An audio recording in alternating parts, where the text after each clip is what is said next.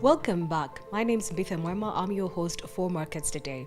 This afternoon, we are unpacking the second quarter, 2020 GDP numbers that were published last week. The growth was minus 5.7% for that particular quarter. Joining us to unpack these numbers is Mr. Abraham Kamau, who is the Chief Executive Officer of Miradi Capital. Before the break, Abraham took us through the ugly part of what was happening in that particular quarter. In other words, who were the worst performing sectors and what next? As we come back, we now look at who are the best performing sectors as we try to articulate what then is the investment case for Kenya when you're looking at the economy and more importantly, GDP as a trigger point for investing. Welcome back, Mr. Abraham. Okay.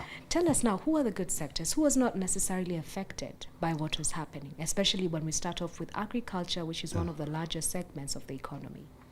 I think the guys who have benefited, or rather who are most unscratched, is the food, which I'll qualify how the food industry, the pharma care, and the logistics. Now, let me start with the food. The food in this sense. Okay. People, because of lockdown, because of paranoia, because of limited movement, because of low incomes, are preferring their food fresher, cheaper, faster. So there was a demand for Fresher, cheaper, faster. Yes, Is yeah. that possible? Yes. Yes. So now there were end-to-end solutions. Okay. So the person growing it was the person bringing it. So you grow them, you grow the stuff, or you have outgrowers, then you bring it together, you bring it straight to me, to my house. All right. So in so doing several things, you achieve the faster. You achieve the cheaper because the 5 or 10 brokers who are at Marikiti have been cut out. So the price, I can actually get a very fair, and still make a higher margin than if I had made it through the current system of brokerage, where the people who get the most are the people who do nothing in the middle. You see, they didn't produce it, but Yes. they wasn't making money out of it. So there's that. So you find now I'll talk about logistics at the end. And that's where logistics comes in, because most of the people who are growing don't have logistics of getting it to the end. Now the people who are already built to that, the Sendis and the rest. So there came their gap. And also guys also came in to do the same thing. So because everything was being sent. Anything you want it brought to your house.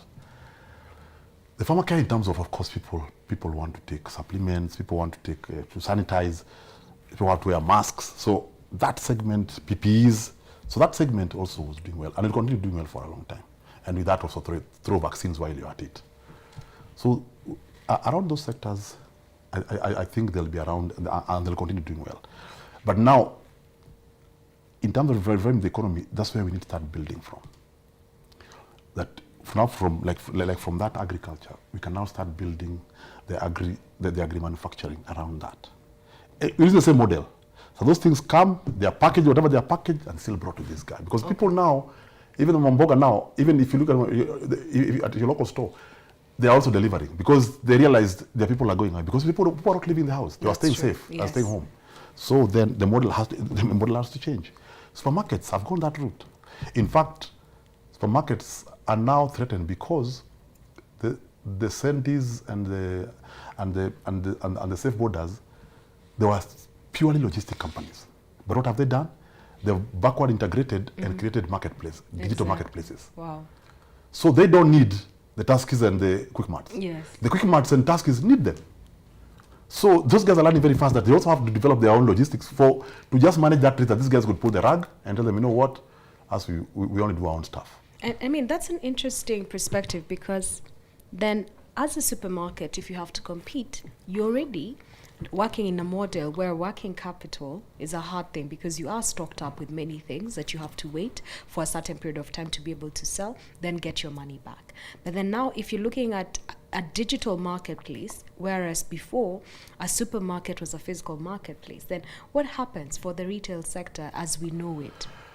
To me, I think in the next 2 years, supermarkets will diminish in value, not commercial value, but in usage value. The same way banking halls have no value for you and I. You only go there if you have to pick a physical checkbook, maybe once a year or once every 4 years. So what probably will happen if, for example, let me use the example of Naivas, maybe they've got about 12 stores, maybe let's say in Nairobi. What they'll actually probably do, what they should do, is have regional stores, warehouses.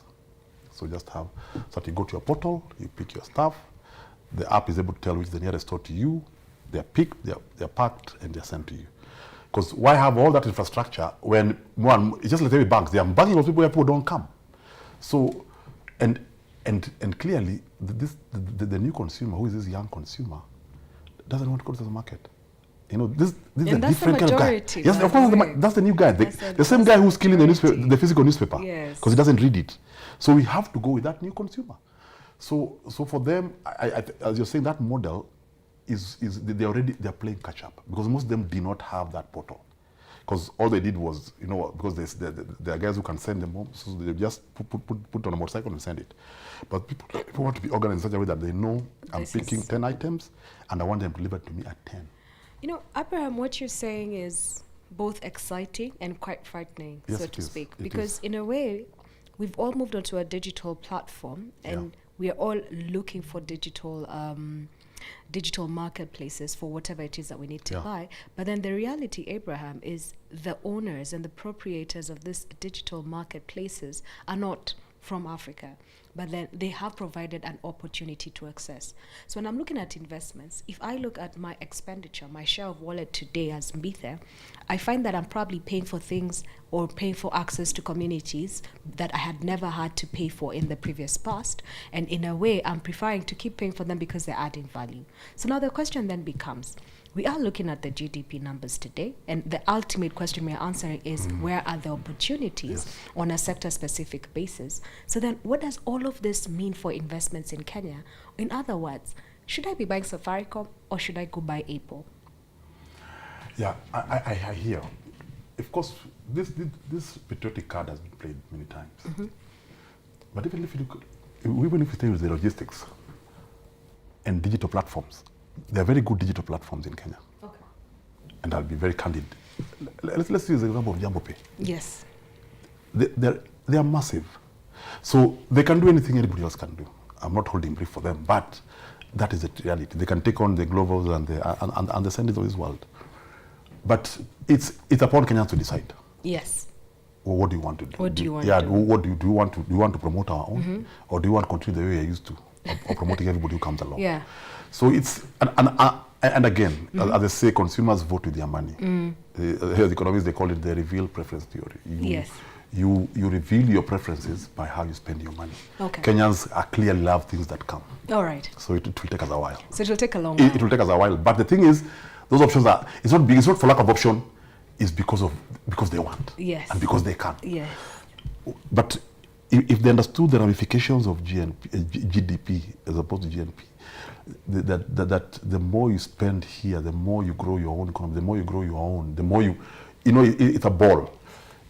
But that again is subject for another day. So to cut a long story short, yes, there's a lot of space, especially in digital markets, because if pharmacies, you can now get your medicine through a digital platform. I mean, that is medicine. Yeah. So if they've cleaned it to that level, you imagine how easy it is to do groceries. And remember, for these digital platforms, they have no stock. These people run a system of just in time. Exactly.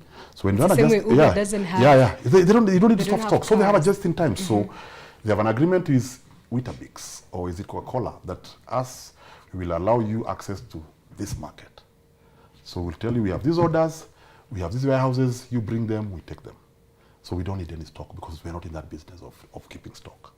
Supermarkets also have had a good time, because most supermarkets that are these big names you see, they actually don't own anything, because even the stock that they've not paid for it. They're on 60 to 90 days, whereas they're being paid cash. Yes. So even the issue of them going down, really, between you and I, it has nothing to do with cash flow. So you just need to own access to the last consumer, the last mile of connectivity to the consumer. Nowadays, actually, it's your consumer and the data around your consumer. Okay, fair enough. Yes. Okay. So you've talked to us about the outlook of GDP. You don't expect it to get considerably better. We've talked about the different sectors and identified the opportunities. Now, Abraham, when we come to then what's the investment case for Kenya? It's a bit easier to understand the investment case when it comes to fixed income, because clearly you're telling us we are running a government that has a deficit and it needs to fund that deficit one way or the other. Yeah. So then how do I look at it? Where do I put my money today?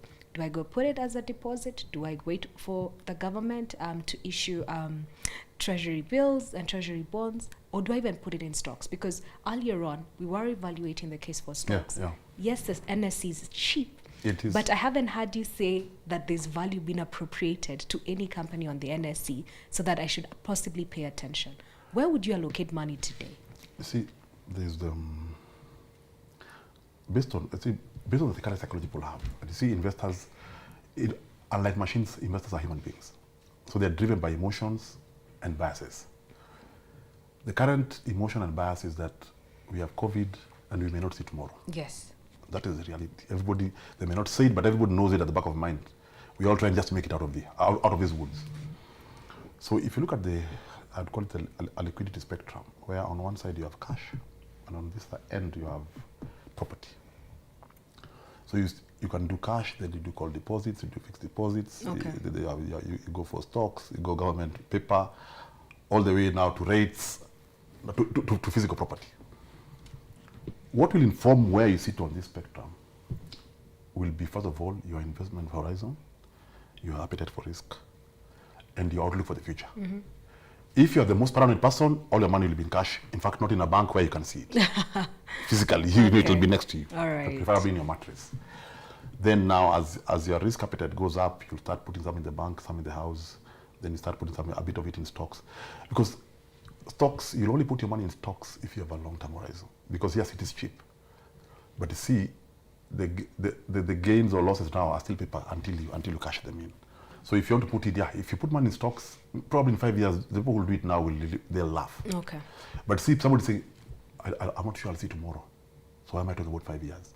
So it is that psychology. But there are people who know, you know what? Either I'll make it or I won't make it. If I don't make it, too bad. Okay. But if I make it, then I'll be good. So it's people's psyche. There are people who are optimistic, there are some who are pessimistic. So, and that's what informs, you'll find the same person exposed to the same information, they invest differently based on their emotion and bias. But stock, in terms of as an objective investment, is a perfect. In fact, it could never have been a better time. In fact, I was saying the other day, if I had money, I would buy the entire stock. So I put it in my pocket and just sit. Okay, and you're good to go. But you see, also it means that that's money you don't need in the next 5 years, because the dividend policy for companies will be really harsh. Companies will retain as much money as they can to recover. Okay. So they won't be. So you'll be buying it for capital gain, mostly not for the dividend. So that's your focus. Yeah. Okay, fantastic. Is there anything else that we might have missed when we're looking at Kenya's GDP and the outlook? No, I think the one thing that numbers don't capture is resilience and the psyche and the ethic of people, the ethos. Kenyans, despite all that is happening, if you walk out of here, life is going on. Somehow, people still wake up. You know, nothing puts Kenyans down. And that is one thing that you can really put a finger. That's why you see multinationals will come here. You may not have the best investment climate, but they stay here. Why? Because the average Kenyan worker cannot be replicated anywhere in the world. Mm-hmm. Yeah, so there are certain things about Kenyans that make you believe that despite all these gloomy numbers we've crunched here, they could just surprise us. Okay. Yeah. So the people are the value. One of the people. To me, Kenyans, they are unique people. They're people who are very hopeful. People who believe, literally getting water out of a stone. Yes. And they do it most of the time. Okay. Yeah. Fantastic. Thank you so much, Abraham, for that. So Abraham has left us with a lot to think about, but ultimately what he has told us is that by the end of the day, you are the value in this country. You could be looking for investment opportunities, but you also have to consider that the people, and that's you and I, also make up part of the investment case for Kenya. What do I hear him telling us? That digital economy, the digital marketplace is the way forward. And I think what COVID-19 has done for all of us, at least for the majority of us, is shown us that we must be agile and move. So if it's finding out a business to invest in, there are some businesses that are affiliated with technology and have been leveraging on technology to be able to drive their case. But from what Abraham has said, my takeout is this. There's a new dawn that's approaching, not only just for Kenya, but for the world at large. Kenyan, as an individual, we are unique, we are hopeful, and the labor force is extremely smart and switched on. So there is an opportunity, perhaps, for most of us, or at least for most of you who are watching, to actually get out your paper and pen or your phone, write up a business plan, and try and test yourself and say, what can I do to build a business around myself, as opposed to waiting for somebody else to employ me, or as opposed to investing in somebody else's business. I hope that was worth your while. We look forward to having you once again tomorrow, same time. That's all from us. Thank you and good afternoon.